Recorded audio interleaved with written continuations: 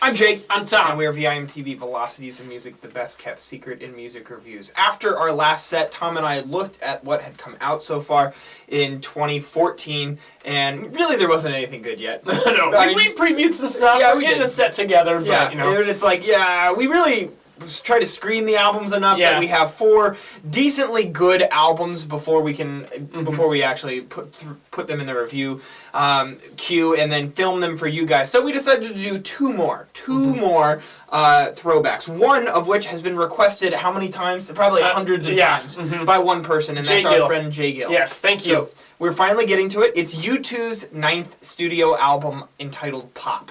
Now, if you don't know who U2 is, shame on you. Tom, you know a lot about this band. They're they've been around for a while. They have been around for a while. Who are U2?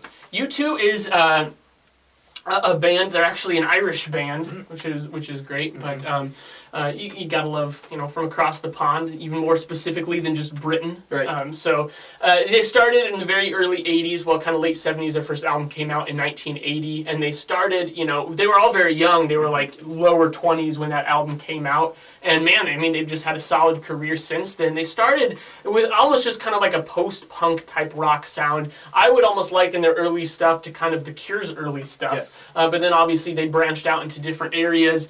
They had the Joshua Tree, which was a seminal album, got them a lot of acclaim. And they were even a solid band before that, but that just kind of launched them up. And since then they put out a slew of very influential albums. What I think really makes them, puts them up into those really revered bands is that they have so many albums that are considered landmarks. Yes. I think that a really good band can put out a landmark album, but it's a great band when you can get entire groups of people arguing about what their masterpiece is. Yes, absolutely. And Pop, in particular, coming out in 1997, is widely considered to not be one of those masterpieces. Yes. I don't think you ever see people arguing in favor of Pop being up there in the musical canon, especially coming out after albums like Achtung Baby and Zooropa, which were very well received. And then after 1997, they came out with All You Can't Leave Behind.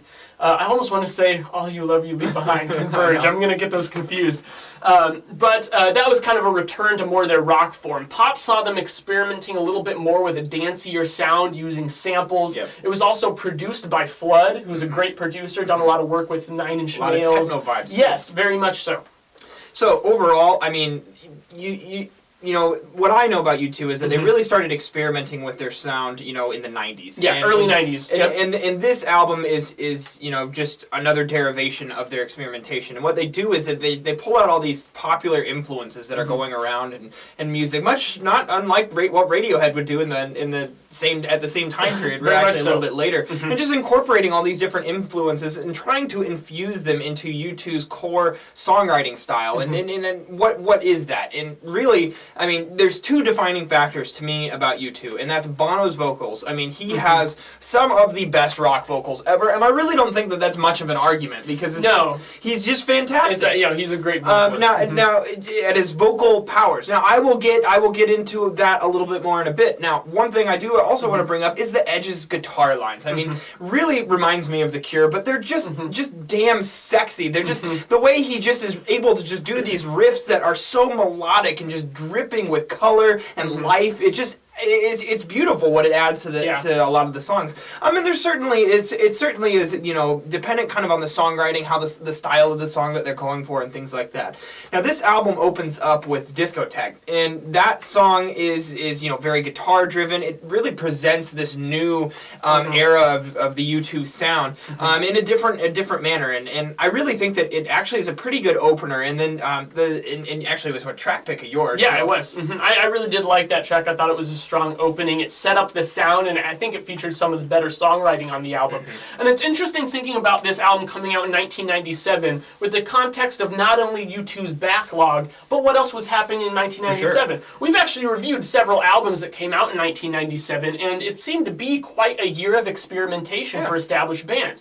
Blur's self-titled album, you got David Bowie's Earthling, Prodigy's Fat of the Land, the latter 2 of which incorporated a lot more dancier sounds and kind of like jungle and house beats in there. Chumbawamba's Tub Thumper. How could you forget that one? No, I was getting there. and so U2, they're kind of following in that vein, but I think that one thing we have to mention that sets this album apart from some of those I've named is you listen to David Bowie's Earthling, for example. The drums on that album are pretty much all sampled.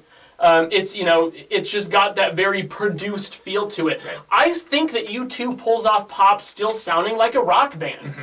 The drums that you hear, while they're more frantic and dancey, you can picture their drummer actually playing it. Yes, they sound achievable by a human drummer. Yeah, and this album, Pop, is considered to be more of a techno album, and I totally don't get that. I don't hear it either. I hear the influences. Yeah. I hear them trying to just squeeze it out into some of these songs. More like tracks like track 3, Mofo. I mean, that has a that hectic techno kind of rhythm to it, and it works. I think when they really go for it like that. But there's other times where they're just kind of putting it in like little elements here and there, putting a sample here, and really what you really have is just traditional U2 songwriting, and it's really nothing that's that over the top or complex. It's just something that's very straightforward.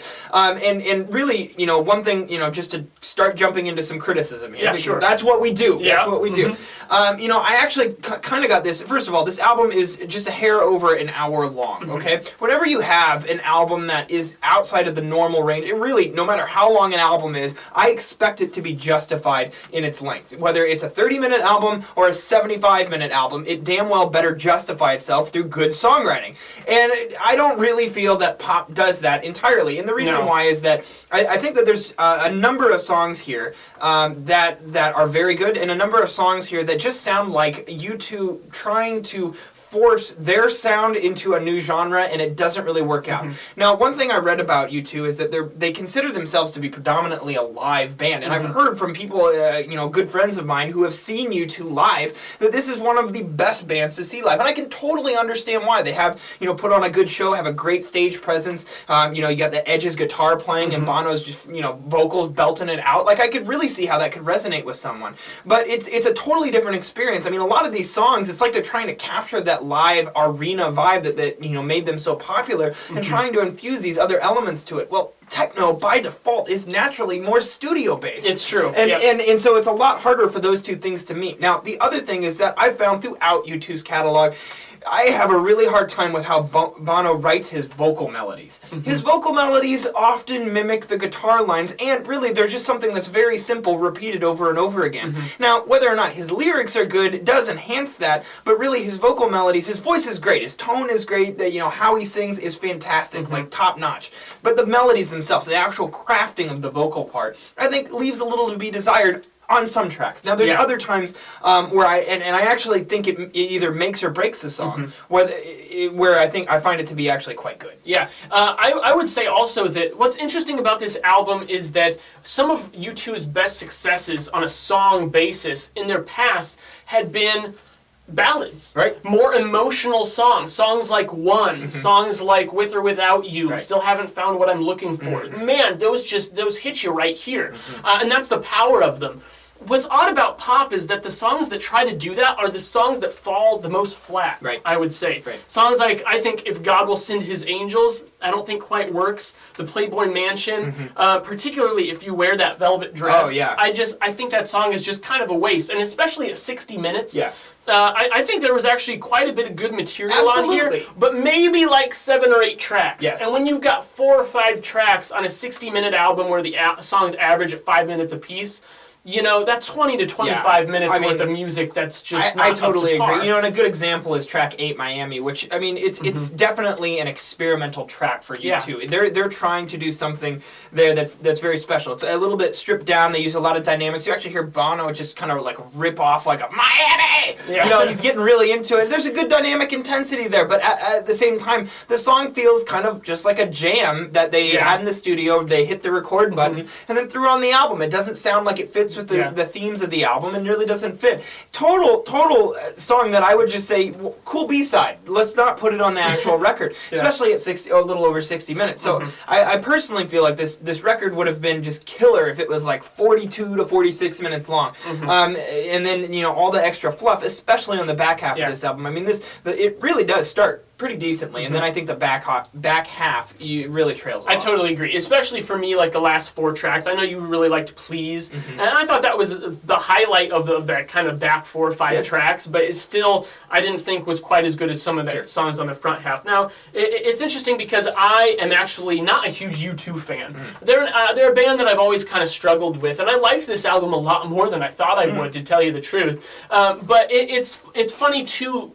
reviewing this out of context, several years after it's come out, because I'm sure after Achtung Baby and Zooropa, this was a huge disappointment to a lot of fans who were expecting more of a rock sound. Right. They were going in this direction, especially with the Edge's guitar playing, moving away from that hallmark kind of reverb delay sound into more of, an edgy kind of digital sound with the guitar. What you did there. Yes, very, maybe that's why he calls himself that. Oh, man. I just think he needed a friend around when he decided to go by that name, to tell him maybe that's not such a good idea. I've never thought that was all that cool. Just my opinion. But looking back on this album, I think it's easier to like it a little bit more than I probably would have in the moment if I was a huge U2 fan. Because those experimental albums, like what U2 is doing with pop, are the albums that are hard at first, but then you come back to later and can assess much more naturally how they actually are. And I mean, I actually really liked this album the first time I put it on, because I was, kind of absorbed in what the sound was. Yeah. But then actually, when I started to dig into the songwriting is when I started to definitely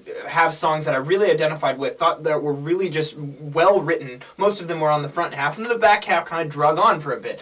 So the more that I listened to this, actually, the less that I think that I really fell in love with it. And my score definitely came down the more that I listened to this. I kind of settled around a 73. I'm gonna go 76. Which actually is mid-70s for Velocities in music, is a little bit below average. And I think that kind of fits for this album, because there's some holes here, but let me tell you, a lot of these songs are very good, especially on the front half of the album. And just those songs I will definitely come back to. Yeah, I agree. Now, what is your guys' favorite U2 album? There's a slew of them, whether it's older U2 or some of the newer stuff that they've put out. I'm sure we've all had some exposure, and we'd love to get your feedback. So leave us a comment. Let us know your favorite U2 album at www.velocitiesandmusic.com or youtube.com/velocitiesandmusic, where you're probably watching this. Also, follow us on Twitter, like us on Facebook, and make sure to let us know what albums from 2014, but even, way back in the day, you'd like to see us review on this channel. I'm Jake. I'm Tom. And we are VIMTV, moving music critique forward.